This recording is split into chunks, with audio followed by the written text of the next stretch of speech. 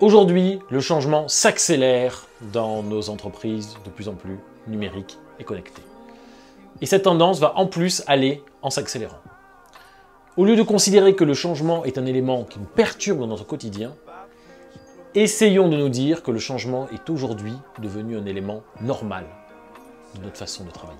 La psychologie a défini les grandes étapes par lesquelles on passe lorsque l'on doit traverser le changement. On distingue deux types de changements, un changement qui va être subi ou un changement qui va être voulu. Tout d'abord, sur le changement subi, je vais passer par différentes étapes. Mettons par exemple si mon entreprise décide de déménager son siège. Première étape, je vais être dans le refus d'y croire, incompréhension. Deuxième étape, la colère. Troisième étape, la tristesse. J'atteins le creux de la courbe. Et à partir de là, je vais pouvoir commencer à remonter.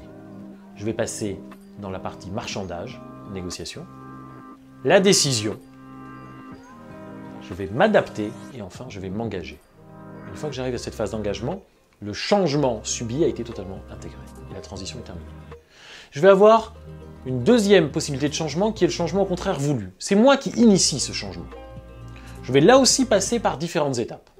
Première étape, l'enthousiasme, la naïveté. Mettons, je crée mon entreprise, je vais être excité par ce nouveau projet. Deuxième étape, je vais commencer à descendre la courbe, je vais avoir le réveil à la réalité. Je m'aperçois que finalement, tout n'est pas si rose. Troisième étape, je vais arriver dans le creux de la courbe avec la phase de remise en question. Et à partir de là, je vais commencer à remonter avec la remotivation, la reprise d'espoir et enfin la réalisation. Il est essentiel de comprendre que le changement, qu'il soit subi ou voulu, on traverse systématiquement l'ensemble de ces étapes, moi et mes collaborateurs. Le fait de connaître ces étapes est important, il permettra d'identifier à quel point j'en suis, à quel point en sont mes collaborateurs, et éventuellement les aider à avancer, même moi-même m'aider à avancer, pour ne pas rester bloqué à une étape de la course.